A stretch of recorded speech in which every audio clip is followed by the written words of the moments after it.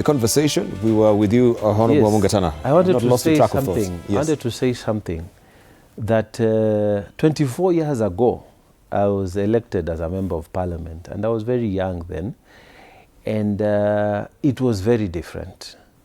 I want to tell Kenyans, I love the debates that are going on now.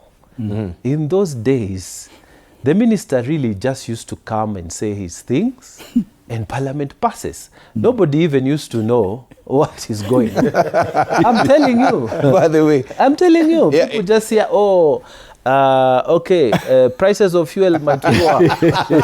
So they hoard, for a few days so that in the morning they can make a profit. But that's it. There was nothing about. So I love this debate. I think Kenyans have come a long, long way. Is it about the debate, or also it was a lack of understanding, or no, some of the jargon that was being used by this finance minister? You know, Dibal, the information age is with us now. Yes, yes.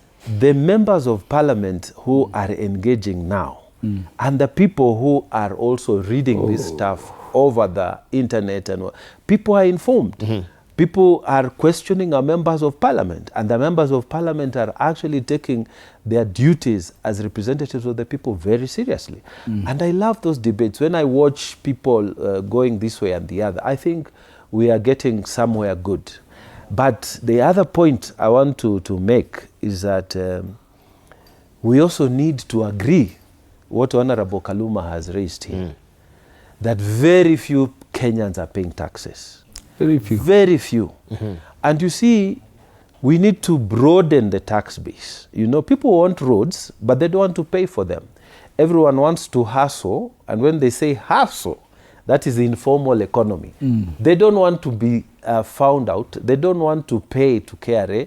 And any opportunity, if you say send taxes, what are they called, scouts, to go and follow people who are hustling, immediately there's public outcry.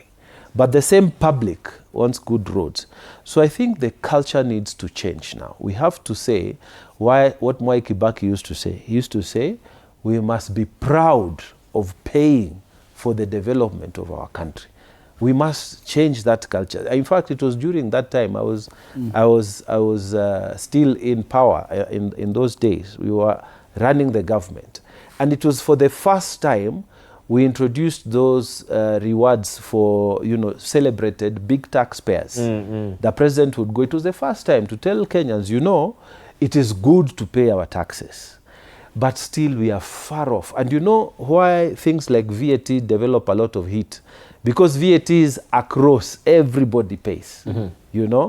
It's VAT, you'll have to pay for soda if it has VAT. Everybody pays the same rate. And you see, so when you increase it by, say, 1%, you get a lot of revenues.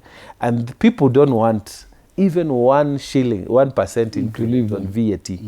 And when you look like now, the oil products and fuel, when there was that outcry about the petrol prices and the diesel prices, yes, and the VAT was dropped from 16% to 8%, it is billions of shillings that have been lost.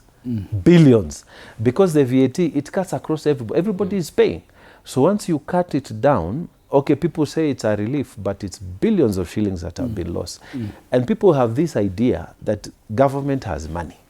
But in actual fact, it is our money that is running that government. So let me just say, as an old politician, I think we need to start agreeing as Kenyans that we need to pay for good services. This is what they do in other countries.